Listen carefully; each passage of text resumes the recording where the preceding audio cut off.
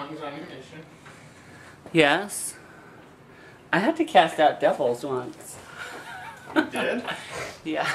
You gotta work. Well, there's no such thing, so. Well, did it work? Yes, of course. Wait. We're both in brown shirts. Closer is better. Hi, we're gay because we're just the same.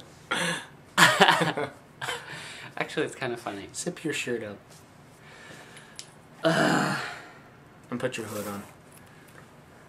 Yes, there you go. When I met you last, I was buzzing. Oh my gosh. I like. Allahu Akbar. You look like one of... This looks like one of those...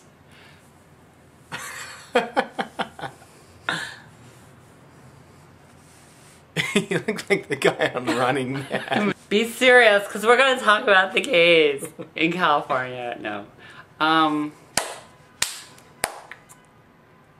So Chris is one of those straight people that's Mormon. And you're visiting New York on business. Mm-hmm. Okay. We did Opryland together. We lived together at Opryland. With Nathan Balser and me and you and Brian Slade, who I just recently And then when Brian moved out, my wife moved in. Yes. Yep. That was Came from Utah. good times.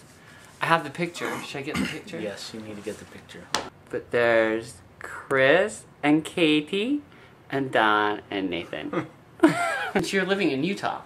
And the atmosphere in Utah is very different than the atmosphere in New York. Yep.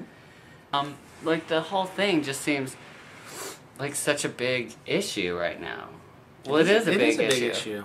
But it just seems like, in reality, I don't know, because it just seems like it shouldn't be an issue. Well, I think that a lot of people are kind of misunderstanding what the real issue is, and why. And actually, I think there are a lot of different issues that kind of come out because of this. I think one of the things that a lot of people and a lot of members of the church feel is, why is it not okay for us to voice our opinion? And I guess my personal belief is, I don't think there's any problem with people voicing their opinion. Neither do I. Or even raising money to lobby their opinions. That's a constitutional right. But that to me really isn't the issue. The issue isn't, what they're... Well, you're allowed to speak out. And people are allowed to say that they don't like what you're saying. Right.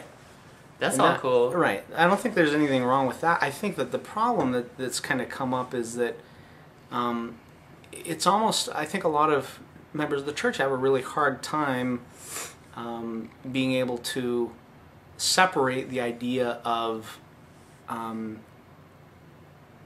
homosexuality from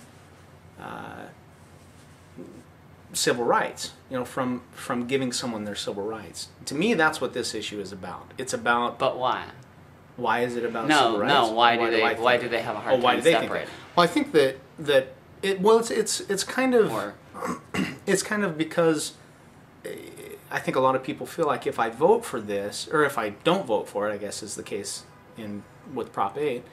If I don't vote for it, it's almost a tacit acceptance of something that I don't agree is a good thing. And obviously there are a lot of things that people do out there that we as Mormons don't like, or don't value, or don't want to practice, because our what we teach and the ideologies of the church. Right.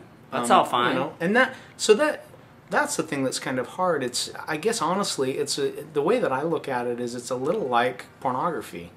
And what I mean by that is, what I mean by it is, I don't want my kids looking at pornography. I know that pornography has had some real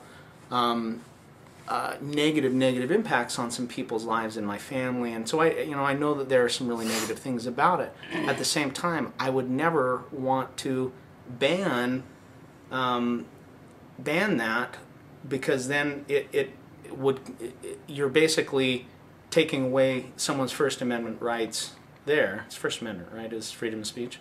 You're taking away their right to speak out, but the thing is that always comes around to hit someone else, to take away then, possibly my right to speak out. But even on that issue, I mean, that's also, it's an opinion on...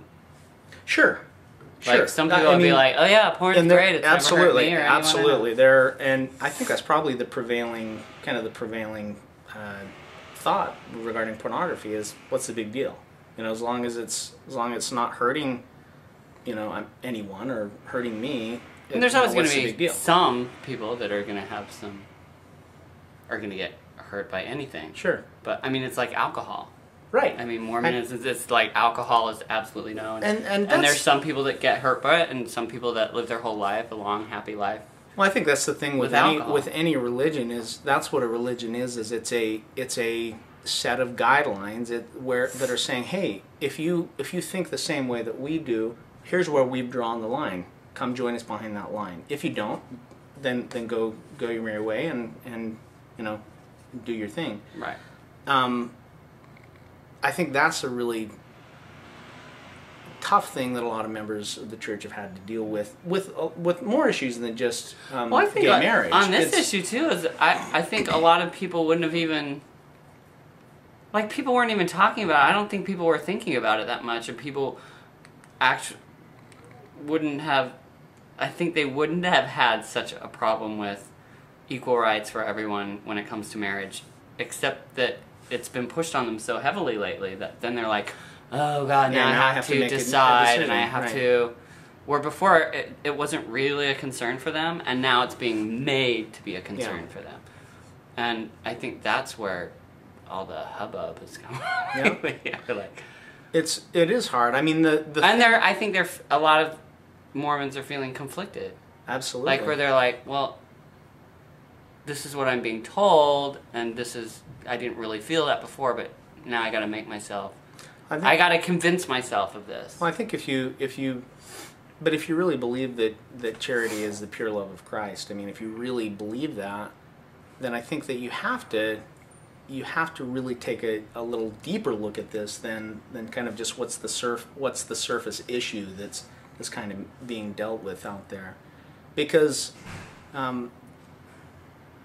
it really is about allowing people to have the same rights. And I don't have to believe what you believe, or I don't have to agree with what you believe, or even think that it's necessarily right for you to be able to have those rights. You know what I mean? That's a central tenet both of a constitutional democracy and of the Church of Jesus Christ, as far as I'm concerned.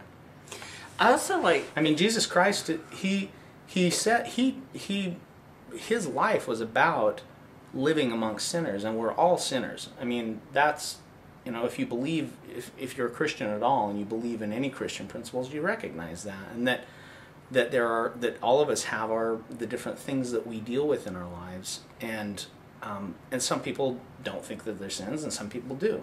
But you know what? That's what it means to kind of be a community of human beings that are trying to support and love one another